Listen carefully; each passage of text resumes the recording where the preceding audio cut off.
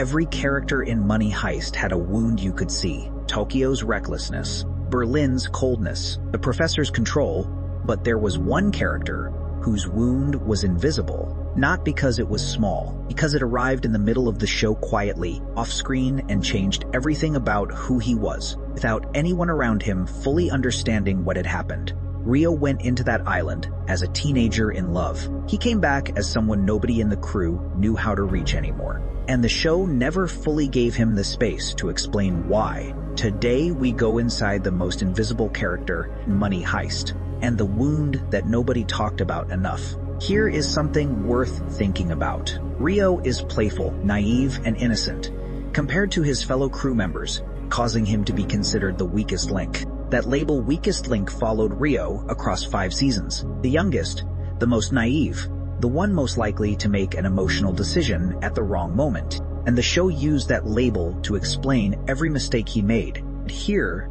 is what the weakest link label misses completely. Rio was the only member of the crew who was never fully given a choice about the life he ended up living. Professor recruited him at 19. He joined a heist.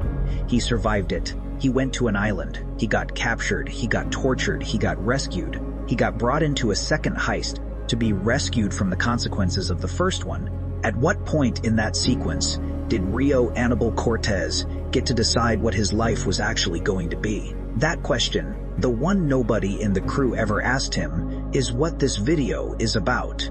Before the Royal Mint, before Tokyo, before the red jumpsuit and the dolly mask, and the decisions that could not be undone, Rio comes from a loving family. His parents believed he was simply playing video games in his room, unaware of what he was doing. That detail is the most important 1 inches Rio's entire backstory. Every other member of the crew came from a world where crime was already present. Moscow was in and out of prison. Denver was raised in that same orbit. Tokyo's boyfriend was shot by police. Nairobi lost her son to the state. The professor built his entire life around his father's criminal death. They all came from worlds where the heist was the next step in a life that had already been shaped by criminality or loss. Rio came from a loving family who thought he was playing video games. He is a skilled hacker who gets started in the world of crime by committing cyber attacks and is recruited by the professor for his talent with computers. He was not recruited because his life had already gone wrong. He was recruited because he was talented, because the professor needed a specific skill and Rio had it. Rio entered the Royal Mint of Spain as a teenager whose parents thought he was at home, whose family had no criminal history, whose entire exposure to danger before that moment had been digital code on a screen, attacks on websites, consequences that existed in systems rather than in people. And then he walked into a building with guns and hostages and Berlin. Nothing in his 19 years had prepared him for any of it. After the Royal Mint heist, Rio and Tokyo escaped to an island together, and the show presents those early island scenes as romantic. 2 young people in love, sun and water and freedom and each other. But look at what the island actually was for Rio specifically. It was everything he had been promised. The danger was over. The money was there. The woman he loved was beside him. The plan had worked. He had survived something most people do not survive and come out the other side with his life intact and the future open in front of him. Rio is enjoying their island paradise more than Tokyo is in season 3. More than Tokyo. That distinction is everything. Tokyo was bored. Tokyo needed chaos to feel alive. Tokyo experienced the stillness of the island as suffocation as the thing she needed to escape from. Rio experienced it as exactly what it was supposed to be: peace. He had earned that peace. He had walked through genuine danger and come out the other side, and he wanted to stay in the stillness, to breathe, to be a young man on a beach with the person he loved, and no crisis requiring his response. When Rio learns that she's actually bored of spending all their days on a beautiful beach, he reluctantly hands her a satellite phone and watches her leave for the city. He gave it to her, reluctantly, because he loved her enough to give her what she needed, even when what she needed was the opposite of what he needed. And then he can't stand being away from her, so he commits a monumental error and calls her. The call is promptly intercepted, and the young hacker is captured. He called because he missed her. That is the whole reason. Not a tactical decision, not a strategic error. He missed the person he loved, and he picked up a phone. That is not the weakest link making a naive mistake. That is a 19-year-old boy doing what 19-year-old boys do when they are in love and separated from the person they cannot stop thinking about. And it cost him more than anyone in the crew ever fully acknowledged. Now we get to the part of Rio's story the show handled most carefully and most insufficiently. As Alicia Sierra tortured Rio, he was buried alive, starved, and kept in a tiny cell in order to extract information about the professor. Rio described it himself to the professor, to the crew.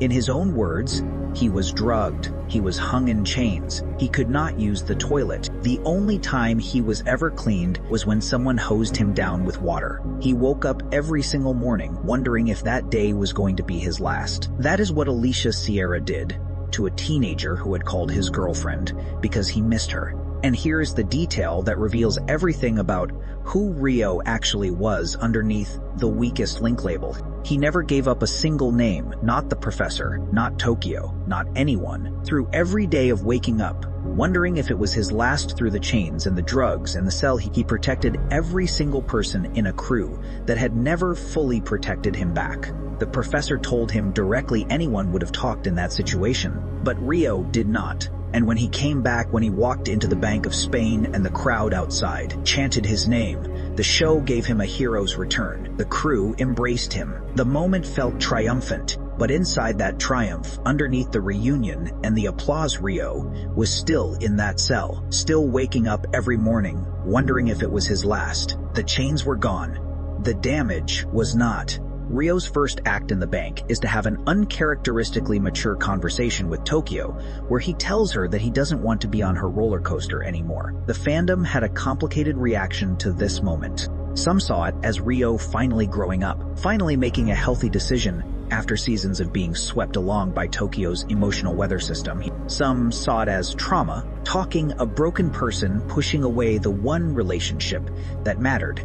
Both readings are true, and that is exactly what makes this moment so psychologically rich. Briefly, when the striptease begins, Rio looks happy, but his face falls as he sees the words and is reminded that they're not a normal couple and never will be. The danger of the criminal life and Tokyo's addiction to it will always be present. That moment, the face falling, is the most honest thing Rio ever expressed on screen. A flash of the person he had been before the island, before the cell, before the weeks of being buried alive, the person who had genuinely believed on that beach that the worst was over and the future was open. And then the reality of what his life actually was, and what Tokyo needed it to keep being collapsed back over him. Rio did not break up with Tokyo because he stopped loving her. He broke up with her because the version of love she was offering required him to keep living in danger, and the cell had taken away his ability to choose danger freely.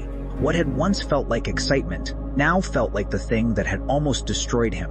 Rio confides in Stockholm about his experiences being abused and his PTSD. Those conversations show us Rio still has feelings for Tokyo. He told Stockholm, not Tokyo, not the professor, not the crew. Stockholm, the person least connected to the danger, the person most connected to the normal world he had come from, because Rio, underneath all of it, was still the boy from the loving family whose parents thought he was playing video games. And that boy needed to talk to someone who understood what normal felt like. Here's the question the show never fully asked about Rio. What does it cost a person to survive something they were never supposed to be part of in the first place? Every other member of the crew had made deliberate choices at some point in their lives that pointed them toward danger, toward crime, toward the kind of world where a heist was a logical next step. Rio had made one choice. He had said yes to the professor at 19, and that single decision made before he fully understood what he was agreeing to sent him down a path that included torture,